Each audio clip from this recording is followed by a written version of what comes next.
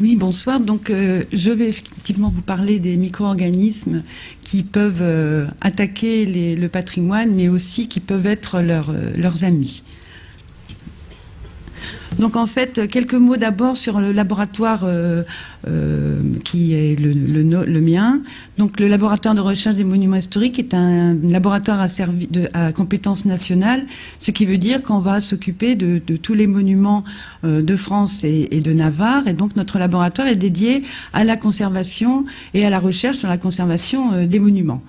Nous avons donc un domaine d'intervention bien défini, qui sont les bâtiments et les objets qui le contiennent, et qui sont protégés au titre des monuments historiques.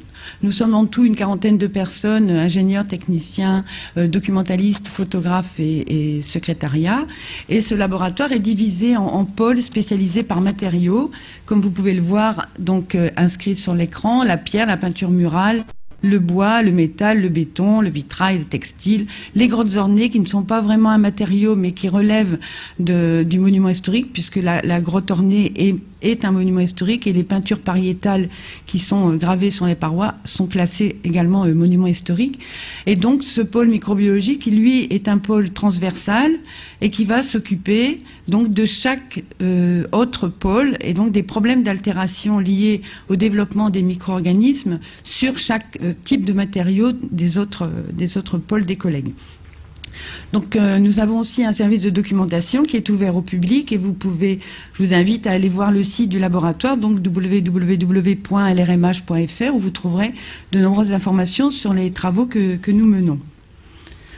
Alors, notre pôle particulier, notre pôle microbiologie, donc auquel j'appartiens, et qui compte 3 personnes, va s'occuper d'un certain nombre d'études de cas, donc qui vont être liées aux problèmes constatés sur le terrain et auxquels nous sommes confrontés, pour lesquels on nous demande nos diagnostics. Donc on va identifier ces développements microbiologiques qui peuvent être liés à des développements de champignons, de moisissures, d'algues ou de lichens, sur, encore une fois, n'importe quel type de support. Nous allons, après identification, nous allons proposer des traitements après avoir réalisé un certain nombre de tests, et nous faisons également donc le suivi des contaminations biologiques dans toutes les grottes ornées de France, donc comme Lascaux et Chauvet. Donc aujourd'hui, je ne vous parlerai pas des problèmes microbiologiques qui touchent la grotte de Lascaux depuis bientôt une dizaine d'années maintenant, parce qu'il y aura une conférence beaucoup plus longue et strictement dédiée à Lascaux la semaine prochaine. Donc ça aurait été trop long aujourd'hui de vous en parler. Néanmoins, sachez qu'elle a été affectée par des problèmes microbiologiques très importants. Donc je vous ai mis également quelques sujets de recherche que nous menons au laboratoire, et en particulier dans le pôle microbiologie. Donc un des grands thèmes de notre recherche, c'est bien sûr la recherche des produits biocides du contrôle de leur efficacité et de leur innocuité. Nous travaillons également en ce moment sur la détection des contaminations par la voie des composés organiques volatiles d'origine microbienne. Alors, ça paraît extrêmement compliqué, mais finalement, c'est assez simple. En fait, on va aller détecter les odeurs. Et vous savez que quand il y a quelque chose qui moisit chez vous, vous sentez l'odeur de moisi. Donc, nous, on voudrait arriver à détecter cette odeur avant que le nez humain ne le perçoive, parce que quand on sent l'odeur de moisi, les champignons se sont déjà développés partout et les altérations sont déjà en route. Donc l'idée, c'est d'avoir une sorte de nez électronique qui nous permettra d'anticiper les problèmes de contamination. Une autre étude très importante est également réalisée sur les micro-organismes chlorophylliens, c'est-à-dire les algues. Donc les algues sont ces développements verts que vous voyez beaucoup sur les murs des cathédrales ou les façades des immeubles ou les statues de jardin. Donc nous essayons de trouver un moyen pour les détruire à partir de lumière artificielle, donc à partir de lumière UV qui détruisent les cellules. Et enfin, donc un grand sujet de recherche sur lequel on travaille depuis bientôt une vingtaine d'années maintenant, qui est la biominéralisation, mais ça je vous en parlerai tout à l'heure. Donc c'est l'utilisation de bactéries, des capacités de certaines bactéries à faire du carbonate de calcium, donc à refaire de la pierre. Donc nous avons eu un grand programme de recherche sur ce thème. Mais je vais vous en parler tout à l'heure de façon plus longue. Donc en fait, si on resitue un petit peu le contexte, vous savez tous que l'atmosphère est un véhicule important de particules minérales, comme les poussières, mais également comme les particules que nous émettons, qui sont émises à des taux très importants. Et en fait, tous ces éléments vont transporter des spores et des germes. Si on contrôlait ici l'atmosphère, si on aspirait l'atmosphère et qu'on regarde ce qu'il y a à l'intérieur, on trouverait beaucoup de germes bactériens et de germes de moisissure, mais qu'on ne voit pas et qui sont inactifs, qui sont dans l'air. Donc en fait, le monument et tout ce qui va être à l'intérieur vont être soumis à ces micro-organismes, à ces bactéries, à ces champignons, à ces algues. Et le monument, donc, n'est pas une atmosphère stérile. En fait, c'est tout à fait le contraire. Toutes ces bactéries et ces germes fongiques vont venir se déposer à la surface de tous les supports et créer des biofilms microbiens. Mais tout ce petit monde va vivre de façon très harmonieuse tant qu'il n'y a pas un déséquilibre des espèces, donc un déséquilibre de l'écosystème qui sera provoqué par une modification des conditions environnementales. Donc on va aborder tous ces problèmes liés à ces développements de tous ces micro-organismes. Mais bon, tous ne sont pas ennemis et on a quand même des amis, dont ceux dont je vous parlais tout à l'heure, qui participent à la protection de la pierre, comme ces bactéries calcifiantes. Alors juste un petit rappel pour resituer également dans le contexte ces micro-organismes. En fait, dans le règne des vivants, il y a deux grandes catégories. Il y a les organismes, les micro-organismes qui n'ont pas de noyau, donc ils ne vont pas avoir une reproduction sexuée, et qui sont les bactéries. Donc les bactéries, elles vont faire des petites filles par division, et on va les appeler les prokaryotes parce qu'elles n'ont pas de noyau. Alors c'est un peu barbare, mais c'est leur nom. Et une autre grande catégorie, les eucaryotes, dont nous faisons partie, les animaux, donc les organismes avec des noyaux qui vont avoir une reproduction sexuée avec des gamètes mâles et femelles. Dans ces eucaryotes, on va avoir donc les animaux, les humains en grande partie, mais les végétaux, donc les algues, les mousses, les plantes, et surtout et aussi les mycètes, donc les champignons. Et vous allez voir que les champignons représentent des ennemis non négligeables de l'ensemble des supports du patrimoine. Donc, quelles sont les altérations qui sont liées aux champignons, puisque ce sont ceux qui vont être les plus rapidement visualisables par l'œil et qui vont provoquer des altérations non négligeables. Donc en fait, les champignons sont des êtres vivants, bien sûr, qui appartiennent aux mycètes, et ils vont être constitués de filaments d'ifs qu'on va appeler le mycélium. Et sur ces filaments, on va avoir des fructifications dans lesquelles il va y avoir les spores, et les spores vont être les propagateurs de contamination. Dans les champignons, il va y avoir deux catégories. Il va y avoir ce qu'on appelle classiquement les moisissures, donc vous connaissez tous, et les noms Aspergillus, Penicillium, je pense que ce sont des noms qui doivent vous être familiers. Et donc ce sont les champignons inférieurs, et une autre catégorie qui sont les champignons supérieurs, qu'on va appeler les basidiomycètes. Et ces champignons supérieurs, on va avoir par exemple un ennemi vraiment très très dangereux du patrimoine qui s'appelle la mérule, mais du patrimoine monument historique, mais aussi pour des bâtiments pour tous, avec une grande action dévastatrice sur le bois. Alors on a aussi tous les autres champignons que l'on mange, les cèpes, les bolets et le reste, qui font partie de ces champignons supérieurs, mais qui n'entrent pas dans les altérations des monuments. Et en fait, quand on va être confronté au développement des moisissures, on peut faire une séparation très nette entre les moisissures et les champignons supérieurs, parce que les moisissures, vous n'allez voir que les filaments, comme une moisissure qui se développe sur une confiture ou sur un fruit qui moisit, alors que dans le cas des basidiomycètes, on ne va voir que les chapeaux, que les fructifications, et on ne verra pas les filaments. Donc ça, c'est aussi une façon de les séparer quand on fait le diagnostic. Donc je vous ai mis là quelques exemples de moisissures pour vous montrer ce que ça fait quand ces mycéliums, quand ces moisissures se développent sur des matériaux. Alors je ne sais pas si vous voyez très bien, mais bon, par exemple, ici ce sont deux exemples du Parlement de Rennes. Je ne sais pas si vous vous souvenez qu'il y a une quinzaine d'années, le Parlement de Rennes a brûlé par la toiture qui avait reçu des projectiles, des fusées qui ont enflammé la toiture et qui a dévasté complètement le Parlement. Et on a eu un problème de développement de moisissures extrêmement important, dont on a mis 1 an à s'en sortir et à enrayer la contamination. Donc, par exemple, voilà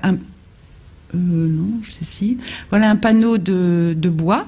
Alors, le Parlement de Rennes contenait, mis bout à bout, ce type de panneau. Il y avait 1,8 km de panneaux comme ça qui étaient mis bout à bout et qui étaient pleins de moisissures. Tout ce que vous voyez de blanc, ce sont des développements de moisissures à la surface du bois.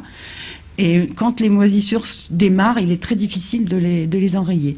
De même, ici, sur les enduits du plafond, tous ces développements noirs sont des développements de moisissures. Autre exemple, les retables. Alors, les retables sont des proies privilégiées des moisissures, puisqu'en général, on a le bois et on a la polychromie avec des liants et des dorures qui sont collées. Donc, on a beaucoup de matériel très, très altérable par les champignons. Alors, encore une fois, je ne sais pas si vous voyez très bien, mais tout ce qui est gris sur les personnages, sur les plateaux et sur les ornements, sont des petites moisissures qui ont tout envahi. Et là, la difficulté, c'est d'aller traiter dans toutes les anfractuosités du relief, ce qui est souvent très, très difficile. Alors vous retrouverez, de toute façon, si vous ne voyez pas bien là, vous retrouverez les images sur le site, je crois, qui va être mis en ligne, la présentation. Voilà, deux autres exemples plutôt. Donc, à votre gauche, l'abbatiale de Saint-Savin-sur-Gartempe, là c'est le porche, et vous voyez toute la peinture murale qui est extrêmement colorée, normalement, est complètement recouverte par un développement de mycélium de moisissure blanche, qui en l'occurrence s'appelle un verticillium et qui recouvre complètement la peinture. Et ici, en vue plus macroscopique, ce sont des moisissures qui se sont développées sur des enduits avec un liant organique, sur des enduits de maçonnerie tout simplement, dans une église du Limousin, au Celles la Vauguyon. Donc tout ça, c'est pour vous montrer un peu quels aspects peuvent prendre ces moisissures. Alors, je vous ai dit tout à l'heure, quasiment tous les matériaux peuvent être touchés. Voilà une tunique du musée de la Dentelle à Calais, qui était bien emballée dans sa boîte et qui, après un dysfonctionnement de la climatisation, s'est vu complètement parsemé de petits points, ponctuations blanches, qui sont ici en vue plus rapprochée et qui ont altéré évidemment cette tunique. Alors, si on regarde un petit peu plus dans le détail et en microscopie, si on regarde ces moisissures, on retrouve, je vous disais tout à l'heure que les moisissures, en fait, il y avait des filaments qui est appelé mycélium, avec des fructifications qui portent les spores. Donc là, à gauche, vous avez le pénicillium. Alors pourquoi pénicillium? Parce que quand on regarde en microscopie, les fructifications qui portent les spores ont une forme de pinceau, et c'est pour ça qu'on les appelle pénicillium. Alors pénicillium roquefortii, dans votre roquefort, c'est celui-là, il fait partie de cette espèce-là, je ne veux pas dire que c'est celui-là. Et en fait, une autre forme ici, avec des spores qui sont plus en forme de bouteille.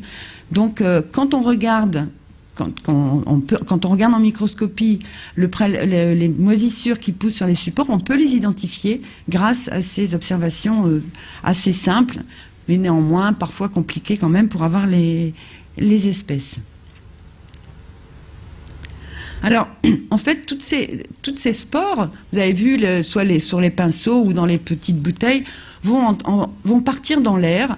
Quand je vous disais tout à l'heure qu'il y avait probablement ici, si on faisait l'analyse, plusieurs centaines de spores par mètre cube, en fait, les spores sont de deux natures.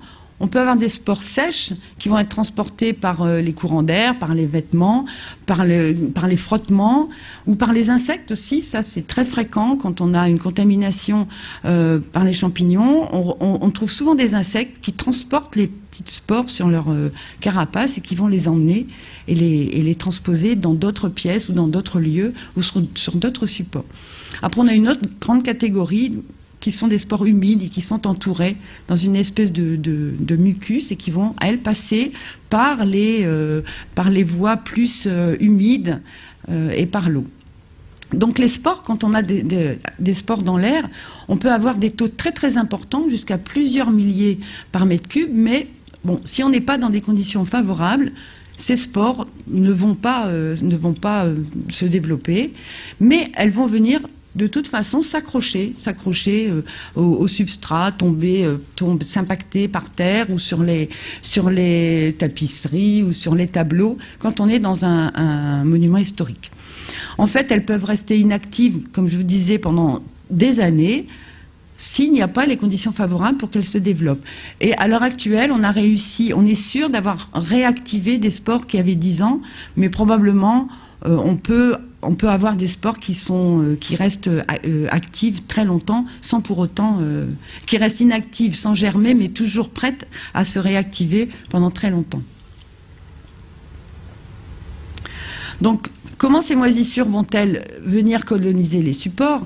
Donc, je vous disais, tant que les conditions ne sont pas favorables, on n'aura pas de problème. Mais dès qu'il va y avoir un confinement, c'est-à-dire, par exemple, un livre ou un vêtement qui est enfermé dans un placard, dans une cave ou dans une maison très humide, dans les maisons de campagne qui ne sont pas ouvertes, et dès qu'on va avoir un confinement et de l'humidité, alors soit de l'humidité latente très importante, soit un accident, par exemple une gouttière qui fuit, qui humidifie le mur et qui humidifie donc toute la maison, ou un défaut de climatisation, on va avoir les spores qui sont là présentes naturellement vont pouvoir germer et vont s'installer, comme je vous ai montré sur les exemples précédents. Donc tous les matériaux, s'il y a une présence de matière organique, peuvent être touchés par ces développements de moisissures. Donc, encore une fois, que ça soit le liant des peintures murales ou des peintures sur toile, où là, il y a encore plus de problèmes parce qu'on est systématiquement avec des liants organiques, parce que vous savez que sur les peintures murales, on a des peintures murales qui sont sans liant, qui sont directement appliquées sur la chaux. Donc là, on a moins de problèmes de développement de moisissures, mais sur les peintures murales à liant organique, sur les peintures sur toile, les enduits dans lesquels on a des rajouts de liant organique, voire la pierre quand il y a beaucoup de poussière, qui est vecteur également d'aliments, disons, pour les moisissures. Le bois, bien entendu, c'est un matériau organique de prédilection. Les tissus, le papier aussi. Donc en fait, dès que ces conditions sont atteintes, on peut imaginer que ces moisissures se développent sur n'importe quel support. Donc la germination de ces spores, c'est-à-dire la formation de ces mycéliums, ne se produira jamais dans l'air. Parce qu'il faut qu'il y ait justement un apport organique pour l'alimentation. Donc ça se fera toujours sur un substrat et jamais dans l'air.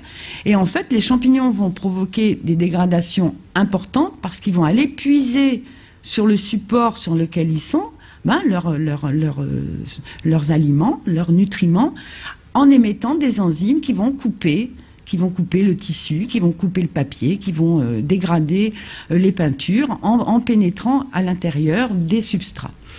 D'ailleurs, on a eu l'occasion d'avoir un exemple frappant de l'impact des moisissures dans une église où il y avait des grands tapis orientaux qui se recouvraient les uns les autres, et l'église était très humide, et quand on a soulevé un morceau du tapis qui recouvrait un autre en dessous, toute la bande qui était en dessous, il ne restait plus rien, il ne restait plus que la trame. Tout avait été mangé par les moisissures, hein, pas par des insectes et pas par des champignons supérieurs, uniquement par des moisissures. Donc on peut avoir des effets d'altération extrêmement dévastateurs. Alors ça, pour vous montrer justement comment ces mycéliums et ces spores peuvent pénétrer à l'intérieur du substrat. Donc ici, ce que vous avez ici, c'est une petite écaille prélevée sur une peinture murale qui était contaminée. Donc, vous voyez, la petite barre ici fait 50 microns. Donc, la petite écaille faisait 1 millimètre.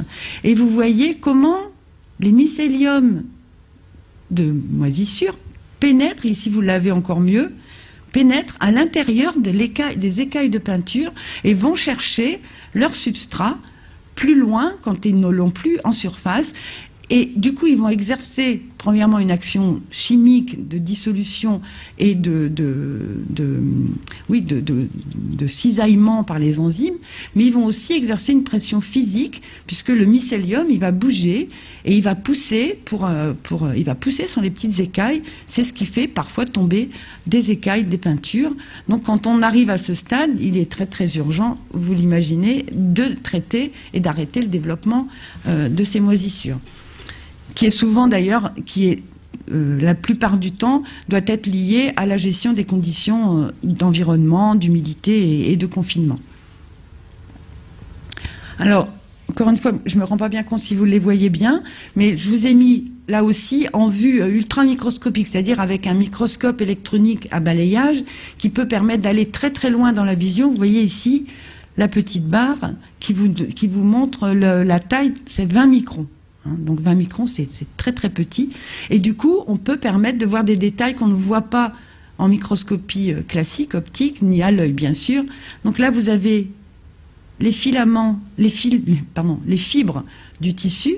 Alors, le tissu, ça c'est une expérience que nous avons faite pour voir justement l'altération qui pouvait être liée à ces moisissures. Le tissu était sain, c'est-à-dire qu'il était en bon état, il était neuf, et nous l'avons contaminé nous-mêmes avec des moisissures.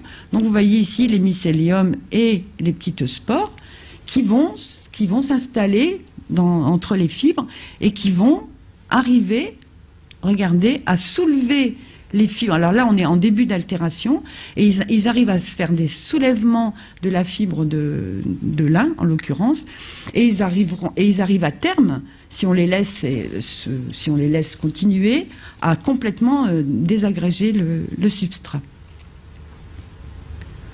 Alors, je vous disais tout à l'heure qu'on avait les moisissures, donc là je vous ai fait vraiment un tour d'horizon. De toute façon, ça va être un tour d'horizon assez rapide, parce qu'on n'a pas vraiment le temps d'aller très dans le détail, mais vous aurez l'occasion après de poser des questions si vous en avez. Donc je voulais juste vous montrer un petit peu toutes les possibilités qu'on peut avoir d'altérations liées à des développements de micro-organismes. Donc d'autres dégâts qui sont extrêmement lourds sont ceux qui sont occasionnés par les champignons du bois. Et on a 4 types en général d'altération par les champignons du bois. C'est la discoloration, la pourriture cubique, la pourriture fibreuse et la pourriture molle. Bon, en gros, en général, celle qui pose vraiment d'énormes problèmes, c'est la pourriture cubique. Et récemment encore, au château de Chambord, la mérule avait attaqué, il y a un certain nombre d'années, les poutres d'un plafond. Et quand, lors d'une visite d'une classe, le plafond s'est effondré et il y a eu des chutes des enfants à l'étage inférieur. Parce que quand la mérule a attaqué le bois, il n'y a absolument plus aucune résistance. Et donc le bois ne fait plus son effet de maintien. Voilà ce que donne la mérule quand elle commence à attaquer un bois. Donc alors pourquoi on appelle pourriture cubique? Parce qu'en fait, elle va casser, elle va manger la cellulose et faire des petits cubes, et donc provoquer la formation de petits cubes. C'est pour cette raison qu'on l'appelle pourriture cubique. Et en fait, on a également, ça c'est le mycélium dont je vous parlais tout à l'heure, qui peut se propager sous forme de cordonnées comme cela. Alors voilà une expérience également qu'on a faite avec un champignon qu'on trouve très fréquemment dans les maisons.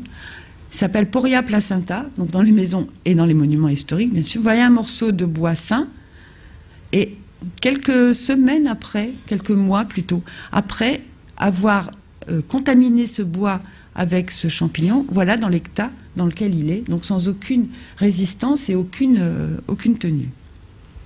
Voilà un autre exemple avec du chêne qui a été exposé pendant 4 mois à un autre champignon aussi terrible qui s'appelle Coriolus versicolor.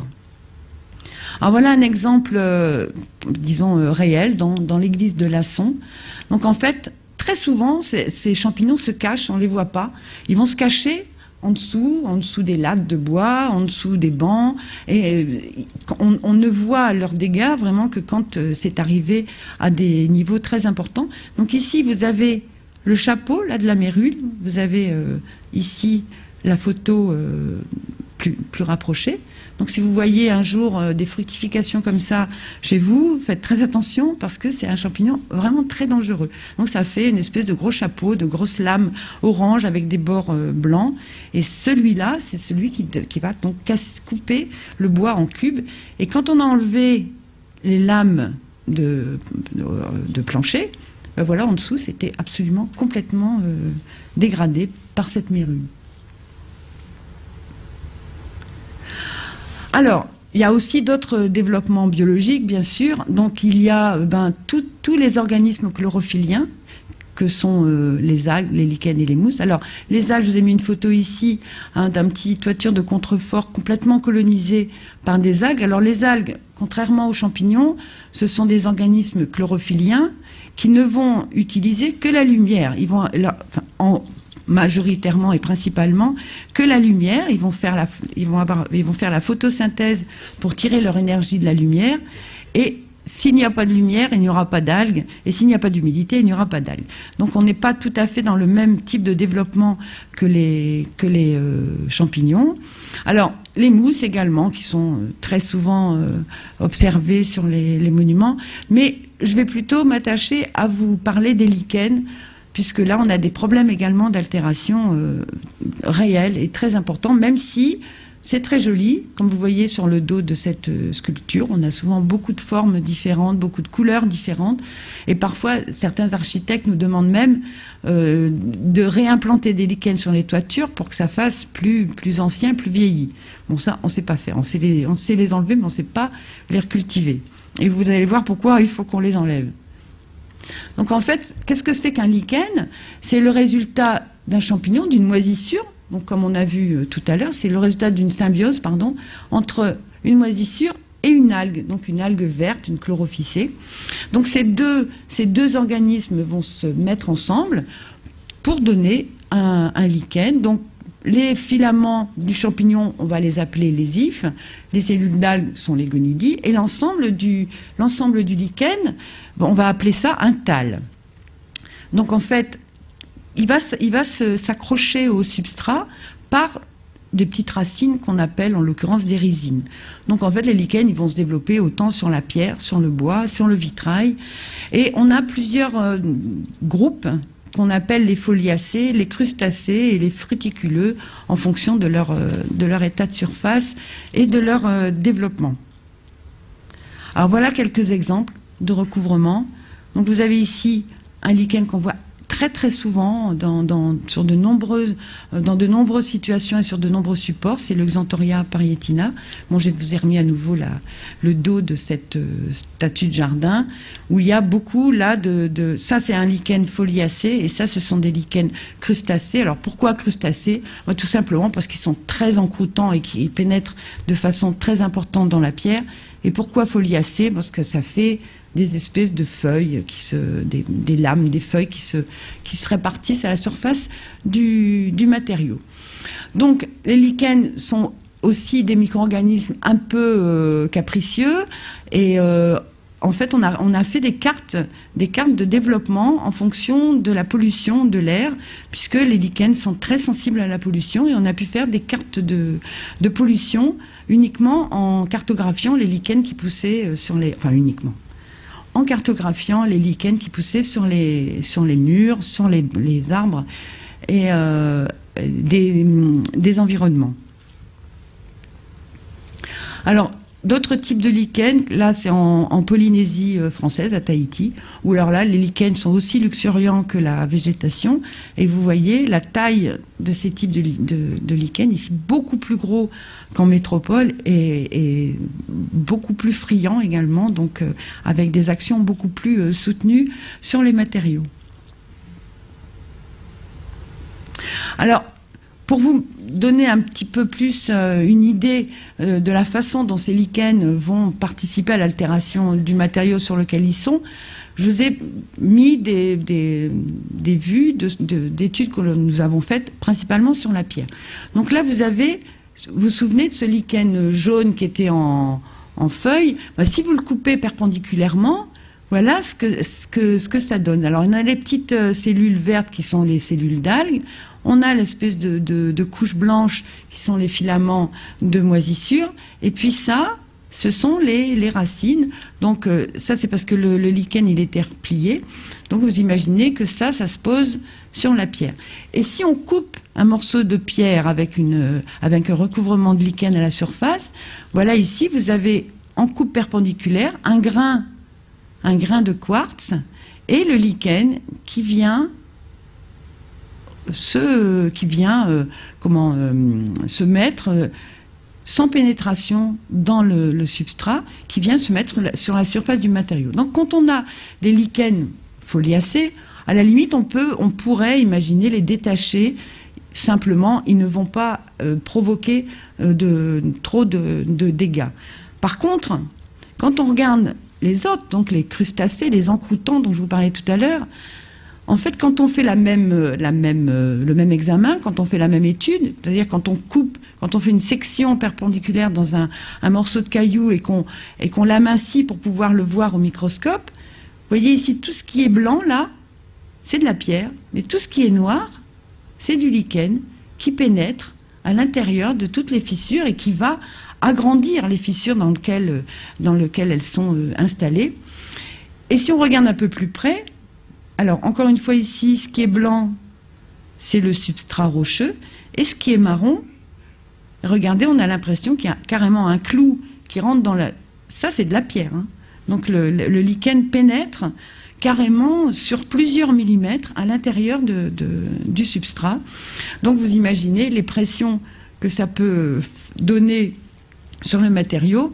Et bien entendu, il est absolument complètement et fortement déconseillé de gratter ces lichens quand ils ne sont pas morts, parce que si vous grattez un lichen comme ça sans le tuer, ben en fait vous faites sauter plein de grains de pierre, puisque il va arracher en même temps les matériaux. Alors le problème, c'est qu'en général, ces encroûtants sont tout le temps associés à des foliacés, donc c'est très difficile de ne pas faire de traitement, et donc je vous conseille de ne jamais gratter les lichens sans les avoir avant éradiqués, tués. Alors si on va un peu plus, une autre vue, alors voilà, encore un morceau. C'est pour vous montrer un petit peu comment ces lichens s'installent sur la pierre. Donc on a encore ici la pierre. Donc ça c'est une couche lichénique. Là on retrouve les petites cellules d'algues et les filaments de champignons. Si on visualise, voilà, tout ça c'est le lichen et tout le reste c'est la pierre. Donc celui-là c'est un tout jeune, il s'est pas encore bien installé plus profondément. Mais au fur et à mesure de son installation, sur les années, il pénètre à l'intérieur du substrat et il va entraîner de nombreuses altérations. Voilà pourquoi nous conseillons toujours l'élimination des lichens à la surface de la statuaire et des façades de monuments. Voilà, pardon, le thalle et la pierre ici en dessous. Alors, encore une autre photo d'une vue différente. Voilà à nouveau toute cette espèce de magma de lichen qui est sur la pierre ici, mais on voit là que la pierre commence à présenter des signes de dissolution qui sont liés à tous ces acides lichéniques qui sont sécrétés par le lichen et qui vont entraîner des dissolutions des ciments intergranulaires et provoquer des fragilisations de la pierre. Alors, après avoir passé les moisissures, les champignons des bois, les lichens, il fallait quand même parler un petit peu des bactéries. Alors ça, c'est encore plus compliqué parce qu'on ne les voit pas, on ne sait pas où elles sont, on ne sait pas ce qu'elles font. Et pour arriver à les analyser, c'est souvent un peu compliqué. Donc je vous ai mis une petite photo d'un bacillus. Donc les bactéries sont en général, donc sont des petits organismes hein, dont la taille varie entre 1 et 10 microns et qui en général, de façon vraiment très globale, sont soit des bâtons, comme ça, des bâtonnets, soit des ronds, donc des coccis, des cellules rondes. Donc, encore une fois, vous imaginez, là, c'est fois 1000, elles font 2 ou 3 microns, c'est extrêmement petit, et il y en a beaucoup, beaucoup, et de toutes sortes, avec de nombreux métabolismes.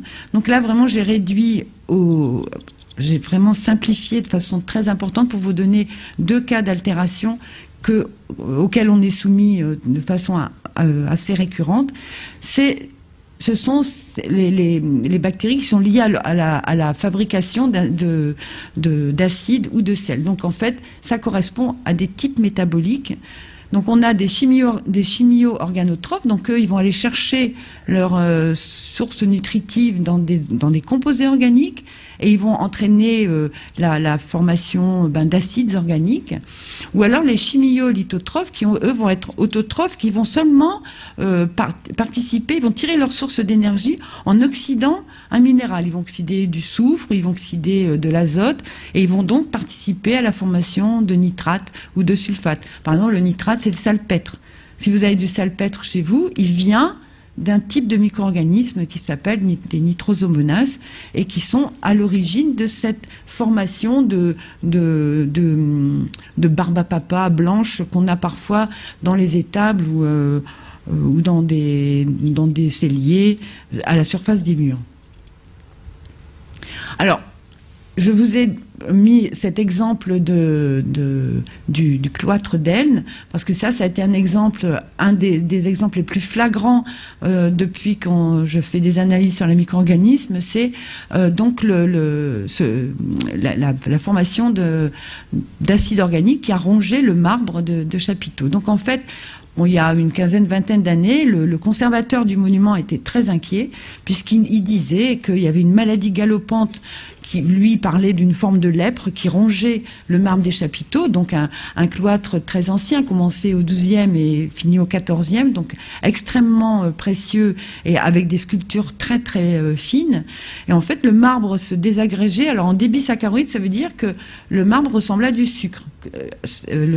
Quand il s'altère, en fait, il fait des petits grains, il fait de la poudre comme du sucre. Et donc, cette altération, elle affectait seulement 2 galeries. Et toutes les investigations qui avaient été faites pour essayer de comprendre pourquoi ce marbre s'altérait n'avaient donné aucun résultat. Il n'y avait pas de sel, il n'y avait pas de sel qui pouvait justifier d'une altération, pas de problème de remontée capillaire ou de percolation.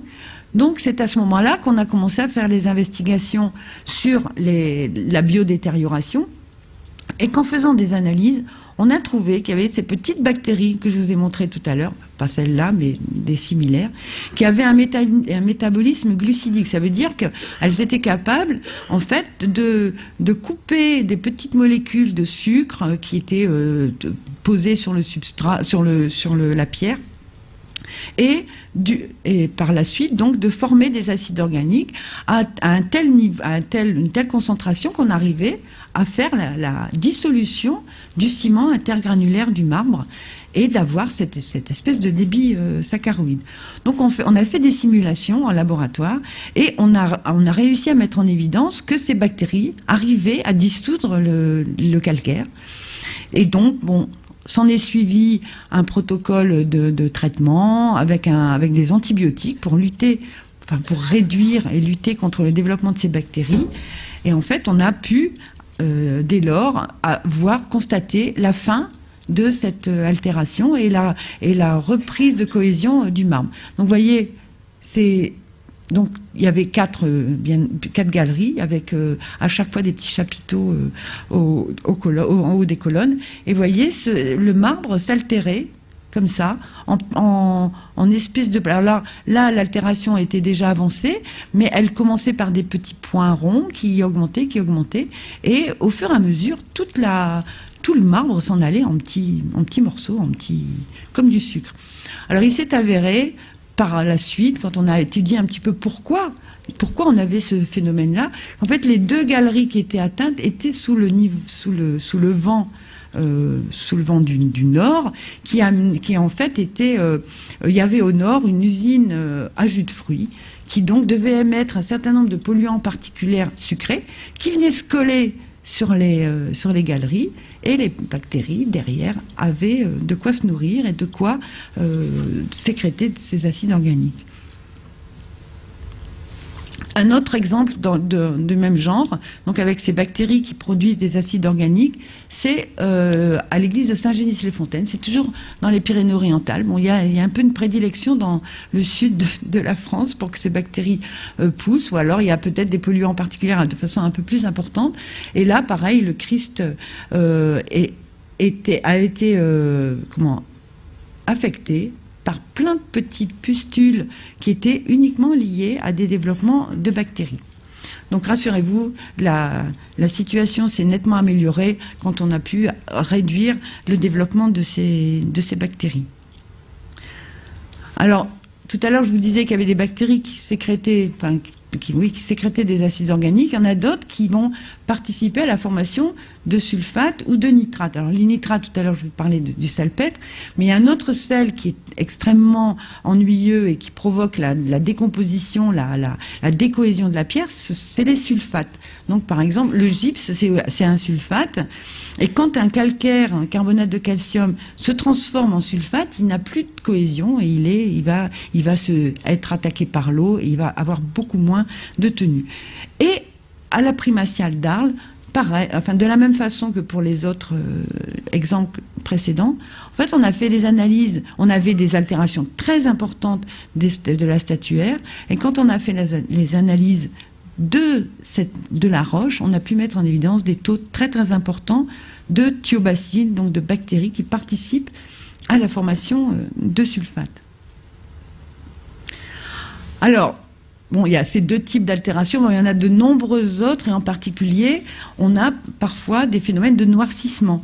Donc ces phénomènes de noircissement, alors qu'on n'aurait pas de raison d'avoir des encroûtements parce qu'on n'est pas dans des zones urbaines, parce que tous les encroûtements noirs que vous avez l'habitude de voir sur les bâtiments et les monuments dans les zones urbaines sont liés aux polluants particulaires et sont inorganiques. Mais dans ces endroits peu pollués, en fait, on a des oxydations du fer ou du manganèse qui font qu'on a des dépôts noirs qui se trouvent à la surface de la pierre et qui entraînent également une altération non négligeable. Le transfert des cations de fer et manganèse contribue donc à ces formations de croûte noire et d'exfoliation. Alors, l'exfoliation, c'est le départ en espèce de petites feuilles de l'épiderme de la pierre. Ces bactéries participent également au brunissement des vitraux. Alors là, je vous ai mis un exemple. Alors, vous voyez ce vitrail qui provient de l'église Lénaud près Troyes.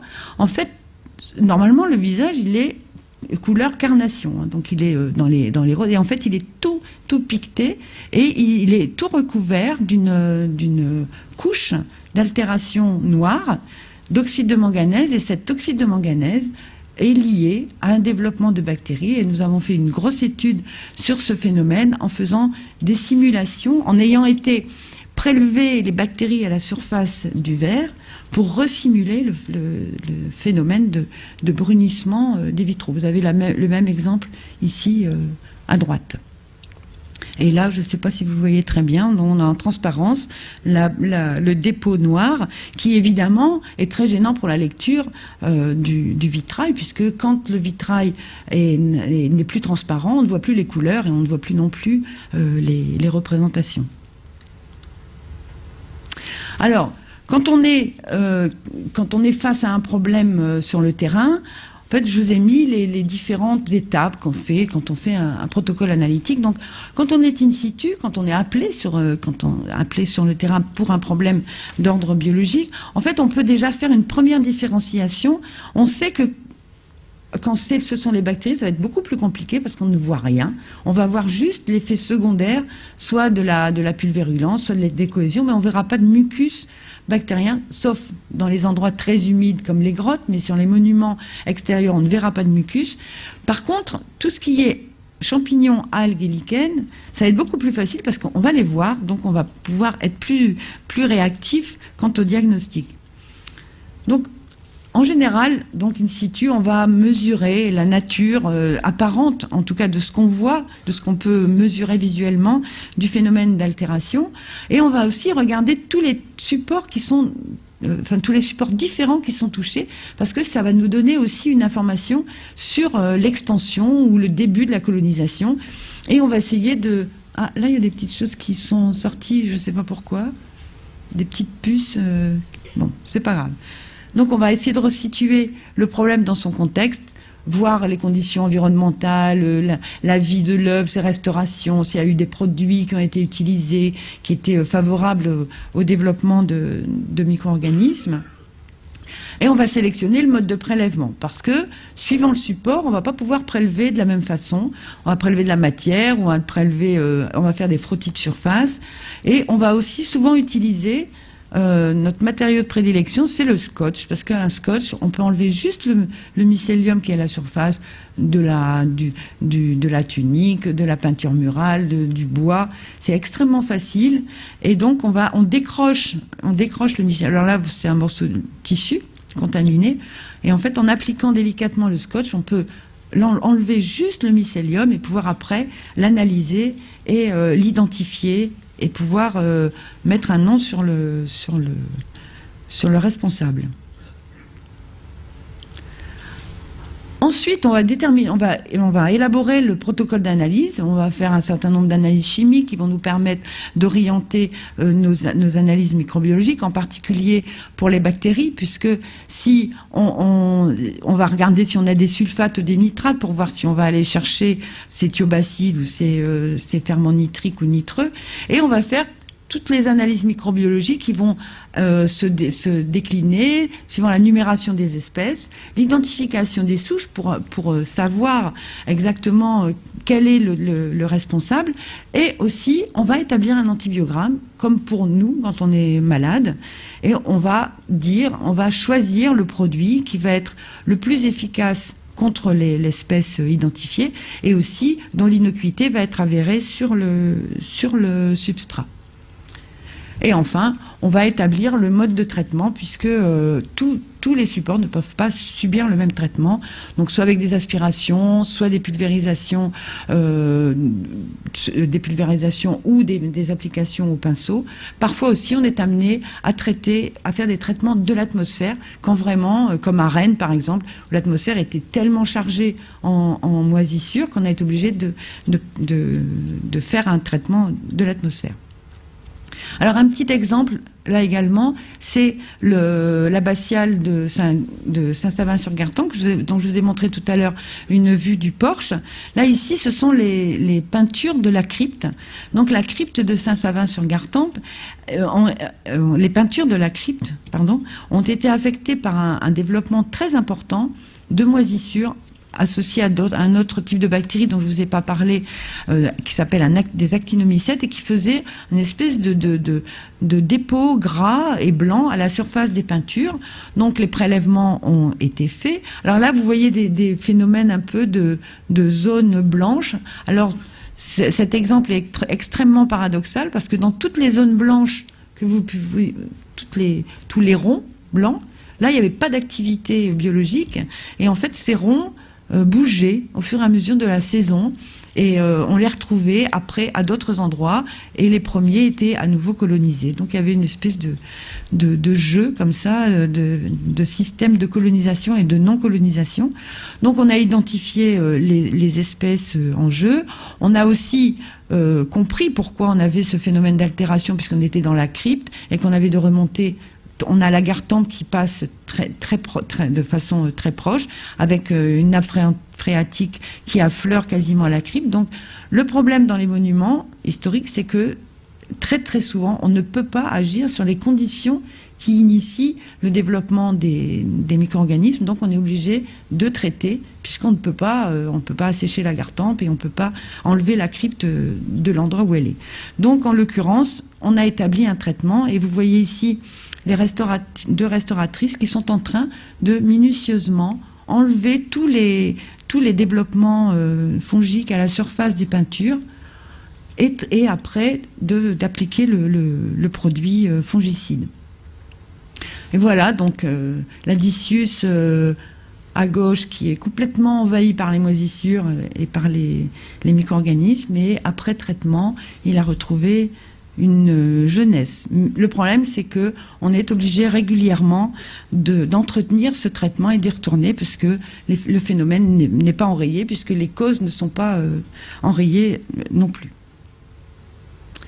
Voilà, donc ça c'était pour les ennemis. Donc c'est extrêmement rapide, je reconnais, mais je voulais vous donner un espèce de petit panorama sur tout ce qui peut se passer, et je suis loin de vous avoir tout dit.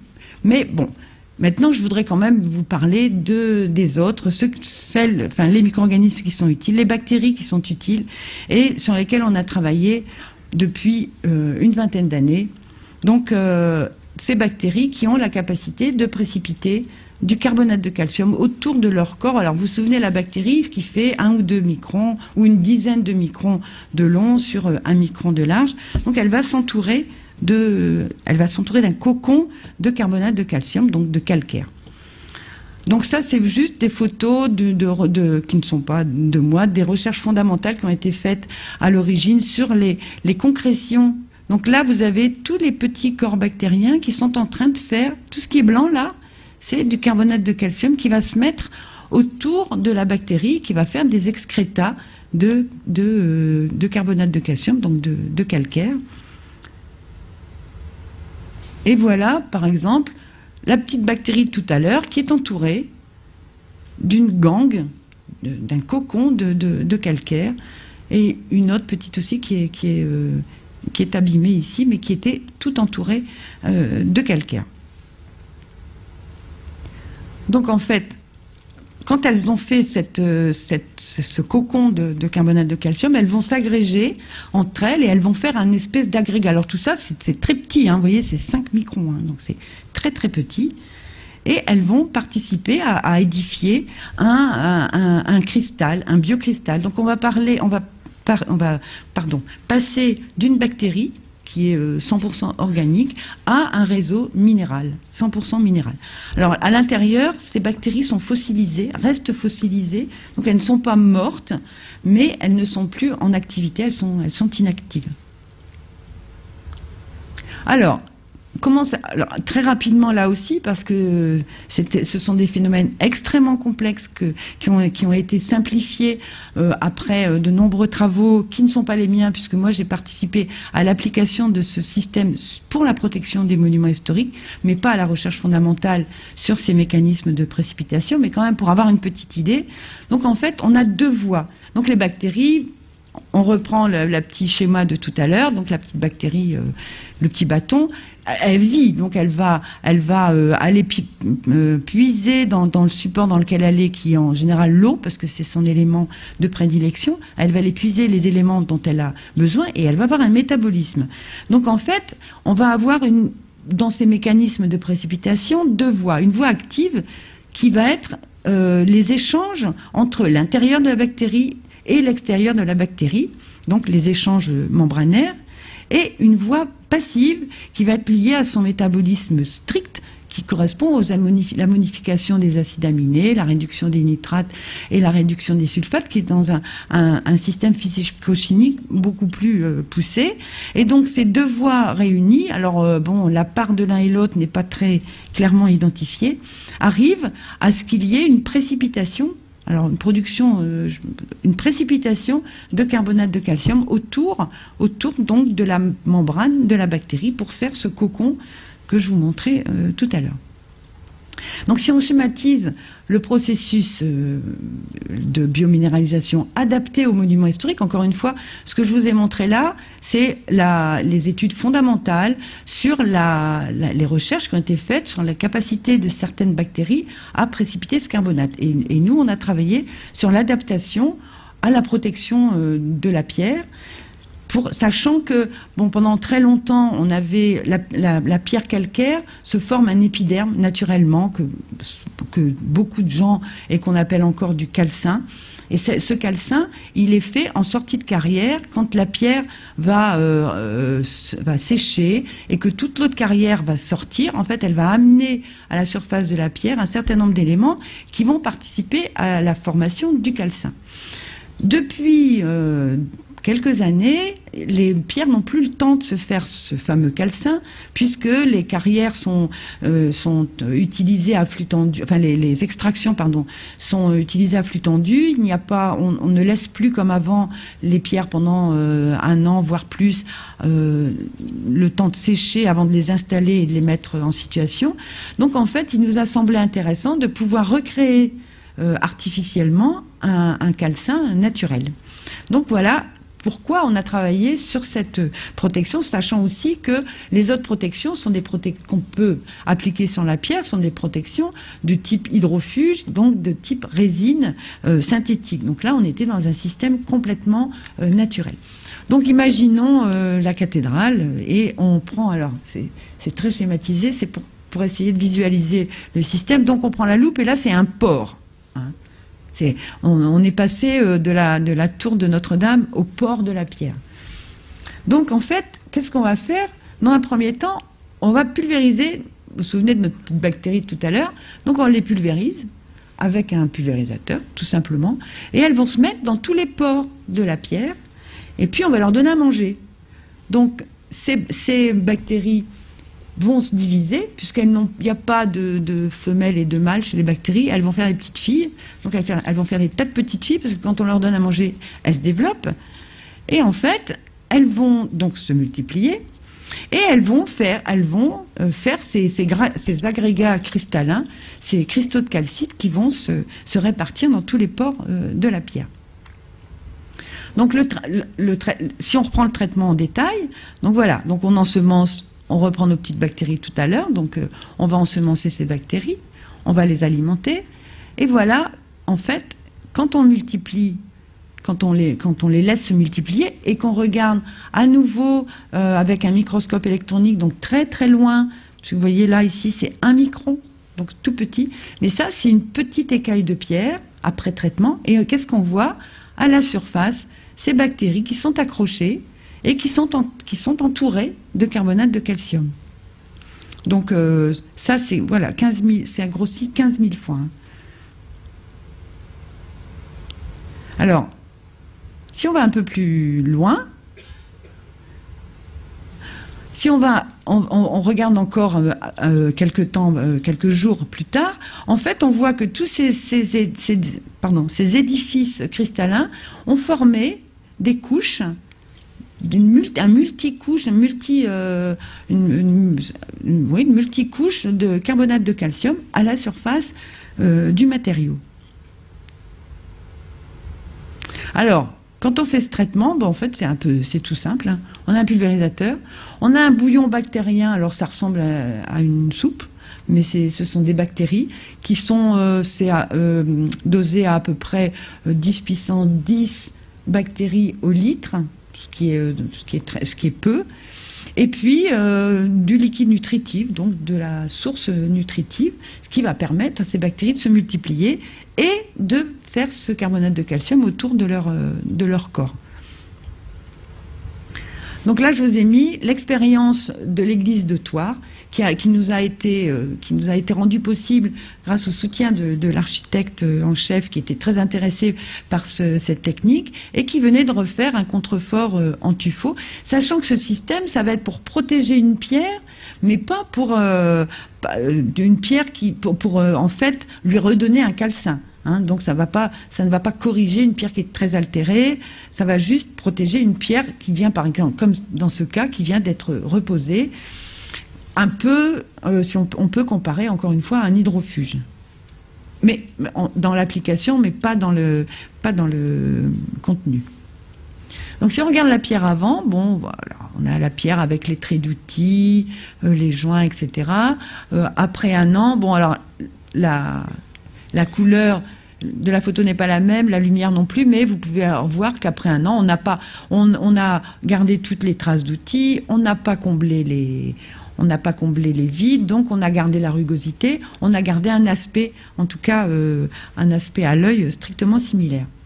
Si on regarde en microscopie électronique, on va à nouveau très loin dans l'agrandissement, à nouveau là 10 microns. Ça c'est un tuffeau, c'est le tuffeau avant, le tuffeau de cette tour, avant qu'on ne l'ait traité. Et le tuffeau c'est un calcaire, mais c'est un calcaire avec plein de petites boules qu'on appelle la cristobalite, donc des petites boules de silice qui sont réparties à l'intérieur de la matrice calcaire. Donc ça c'est la surface qui est exposée à l'air. Et quand on a traité, voilà, vous vous souvenez, vous voyez bien toutes les petites boules bien différenciées ici. Et regardez, quand on a fait le traitement, en fait, on a un empattement de ces petites sphères de cristobalite qui sont dans une gangue de carbonate de calcium. Donc, on peut imaginer que cette protection, cette couche va protéger la pierre, enfin la surface. Un peu plus près, il y a un pore un peu plus près, donc on va de plus en plus loin dans le grandissement et on a toutes les couches, comme je vous montrais tout à l'heure, de carbonate de calcium à la surface de la pierre. Donc si on regarde 6 ans après le calcin, en fait, ça c'est toujours au même endroit, mais donc 6 ans après le traitement, et on voit que ce biocalcin, il commence à se fissurer, il commence à s'user, parce que, bien entendu, il est soumis aux agressions de la pollution, du vent, de la pluie, et il se comporte exactement comme la pierre, sans autre différence. Donc, en fait, on peut, encore une fois, je suis très rapide, mais on a pu conclure par un certain nombre d'études qui sont résumées là en quelques diapos, que ce biocalcin se comporte vraiment comme un épiderme protecteur. On a pu mesurer ses capacités à réduire l'absorption d'eau et à aussi protéger la pierre par rapport à des expériences en situation urbaine, des pollutions urbaines. C'est-à-dire qu'en fait, avec ce type de protection, l'altération est beaucoup moins rapide que sans cette protection. Donc on a vu aussi, en faisant nos contrôles réguliers, que pour continuer à assurer son rôle de protection, cette biominéralisation, donc ces bactéries utiles, sont à renouveler tous les 10 ans. Et puis là, je vous ai mis quelques sites sur lesquels il y a eu des réalisations. Alors, bien entendu, pas toute la cathédrale de Nantes, ni toute la cathédrale Saint-Étienne, mais certains éléments de chacune de ces cathédrales et de nombreux immeubles à Paris aussi qui ont été traités de cette façon. Et enfin, la dernière chose que je voulais vous montrer, c'est toujours avec ces petites bactéries, la fabrication de mortiers. Puisque ces bactéries étaient capables de faire du carbonate de calcium, il n'y a pas de raison qu'elles ne soient pas capables de faire le liant d'un mortier. Donc en fait, l'idée c'était de produire des mortiers pour des pierres calcaires, sachant que la réparation des pierres calcaires est toujours un problème délicat, parce que les pierres calcaires, par exemple la craie de Caen ou le tuffeau dans le centre de la France, sont des pierres très tendres et très fragiles, et que tous les mortiers en général sont plus durs que les pierres. Donc quand on remet des rajouts de mortier, en général la pierre va s'abîmer mais pas le mortier.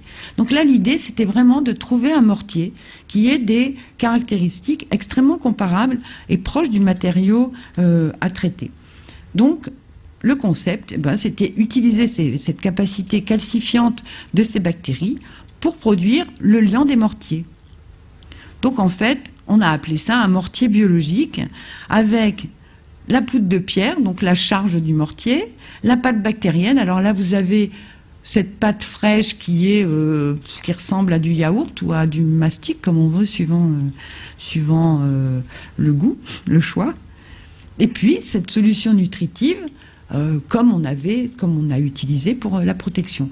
Donc en fait, on mélange tout. Alors bon, là c'est simple, mais bon, ça a demandé beaucoup d'optimisation par rapport à la différence entre chacun des ingrédients et entre chaque proportion. Donc ça n'a pas été fait aussi simplement, mais voilà, on mélange la poudre de pierre, de la bactérie et de la soupe, si on peut dire, et on obtient une vraie fausse pierre, qui est vraiment, c'est pas de trucage, hein, c'est une pierre obtenue avec les bactéries. Donc si on caractérise ce mortier, cette vraie fausse pierre, en fait, si on en prend un petit morceau, qu'on la coupe et qu'on amincit pour pouvoir la voir en transparence en microscopie, on peut voir tous les ingrédients d'une pierre calcaire, puisqu'on a mis la poudre de pierre calcaire dedans, le quartz, la glauconie, le claste, mais aussi toute cette matrice carbonatée liée à ces petites bactéries qui enrobent chaque grain, chaque particule du mortier. Alors, un autre point de vue, un autre aspect en microscopie électronique, donc de la surface sciée d'un de ces mortiers, et on voit bien la matrice constituée de tous ces petits grains de carbonate de calcium et de bicarbonate, donc de carbonate biologique. Alors, si on regarde la section polie, alors en fait, là on a le morceau de pierre, enfin, là c'est un morceau de pierre, de tuffeau, sur lequel on a mis une petite couche de mortier, et en fait on a coupé et on a regardé. Donc on a la pierre ici, donc la pierre elle est là. Ça, c'est la pierre en transparence. Si on prend un morceau, qu'on l'amincit, qu'on l'use, qu'on le ponce et qu'on le regarde en transparence. Là, c'est la couche de mortier mortier biologique. Et en fait, vous voyez que le contact mortier-pierre est très fin et très ténu, et qu'en fait, on n'a absolument pas de différence entre la structure de la pierre et la structure du mortier. Donc, fort de ces résultats, on a sollicité aussi un architecte. En fait, c'était le même architecte qui était très, très intéressé par cette technique et qui nous a permis de faire la restauration de ce portail. Non, alors c'est pas moi, c'est un restaurateur d'œuvres d'art et de sculpture qui a travaillé beaucoup avec nous pour optimiser ce mortier, et on a eu l'autorisation, alors nous en support scientifique et le restaurateur en intervenant, de participer à la restauration de ce portail.